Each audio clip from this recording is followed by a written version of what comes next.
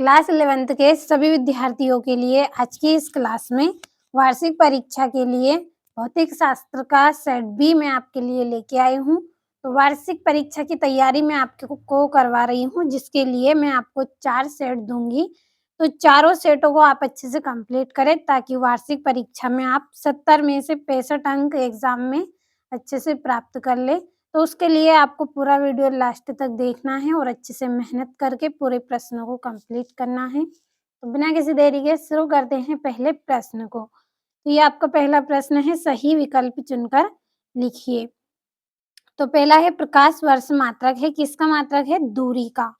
दूसरा है कौन सा पदार्थ अधिक प्रत्यास्थ है? तो इसका आंसर आएगा इस्पात। तीसरा है संयंता निम्न में से किससे संबंधित है? तो इसका आंसर आएगा घर्षण। चौथा है वायुमंडलीय दाब का मान होता है तो कितना होता है? 10⁵ पास्कल। अगला है आपका रेखीय संवेग के आघूर्ण को कहते हैं तो क्या बोलते हैं? कोणीय संवेग। छठा है प्रकाश वर्ष मात्रक है, किसका मात्रक है? तो सॉरी ये ऊपर हो गया है। अब बढ़ते हैं अगले प्रश्न की ओर।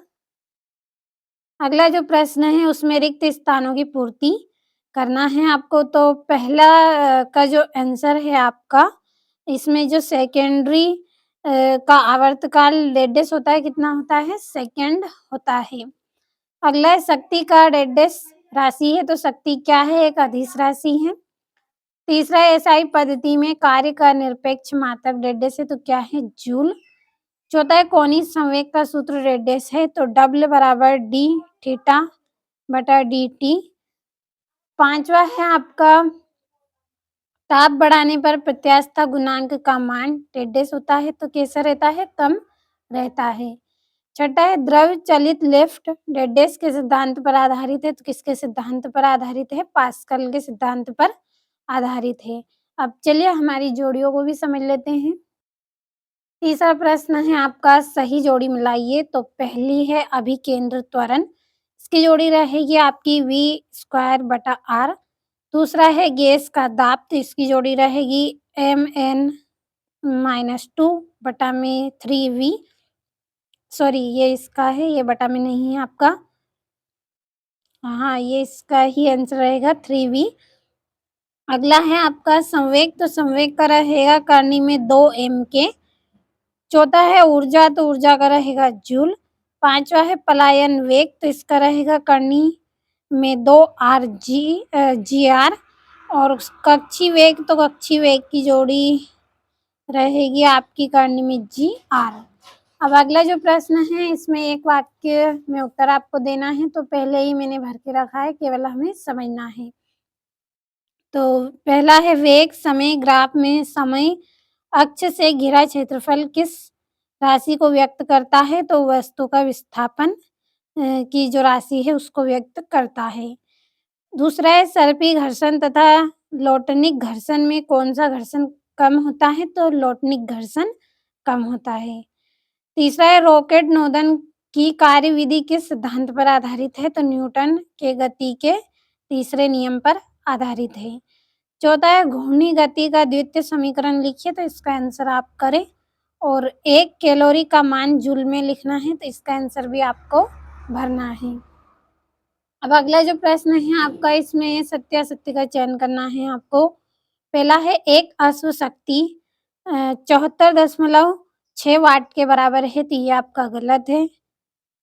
और दूसरा है आवृत्ति का विमीय सूत्र m0L0t+1 है, तो ये सत्य है।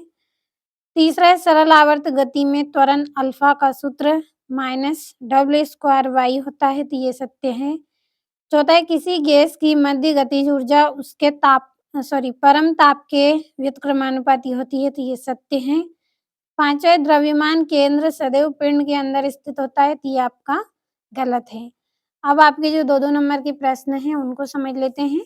तो उससे पहले अगर आप इन प्रश्नों के आंसर कंप्लीट करना चाहते हैं तो मैंने आपके लिए पीडीएफ तैयार की है, जिसमें आसान और सरल भाषा में आपको इनके आंसर दिए जाएंगे। अगर आप इनके आंसर की पीडीएफ लेना चाहते हैं तो इस वीडियो के डिस्क्रिप्शन में आपको नंबर दिए जाएंगे, कॉल करिएगा आप, आपको पीडीएफ मिल जाएगी। तो हमारा जो छठा प्रश्न है वो ये है आपका, सदिशों के योग का त्रिभुज नियम क्या है? 7वां है वेग तथा चाल में 2 अंतर लिखना है। 8वां है स्थिर बस के एकाएक चल पड़ने पर उसमें बैठे व्यक्ति पीछे की ओर गिर पड़ते हैं, क्यों? और गति का मूलभूत नियम कौन-सा है और क्यों? और रोगियों की सिकाई करने के लिए गर्म पानी की बोतल का प्रयोग क्यों किया जाता है? और समतापी प्रक्रम किसे कहते हैं? तो ये आपके 2-2 नंबर के प्रश्न हैं। ये आपका 11वां है आदर्श गैस किसे कहते हैं? कृत्रिम उपग्रह में जो घड़ी समय क्यों नहीं बताती है? और ये 13वां हो गया और ये 14वां है आपका। ये 15वां है घूर्णन गतिज ऊर्जा का व्यंजक ज्ञात कीजिए। जड़त्व तथा जड़त्व आघूर्ण में 3 अंतर बताना है। और किसी पिंड के जड़त्व आघूर्ण से क्या समझते हैं? तो अगर पीडीएफ लेना चाहते हैं तो कॉल ज़रूर करें। और एक सेट के द्वारा हम आपको पूरे प्रश्न नहीं बता सकते हैं, इसलिए मैं आपको 4 सेट दूँगी। जिस बच्चे को वार्षिक परीक्षा में अच्छे अंकों से पास होना है या अच्छे अंक लाना चाहते हैं आप, तो चारों सेटों को आप कंप्लीट ज़रूर करें, भरोसा रखें। जितने भी प्रश्न मैं आपको बता रही हूँ, सारे आपके एग्ज़ाम में आएँगे, तो कंप्लीट करते चलें।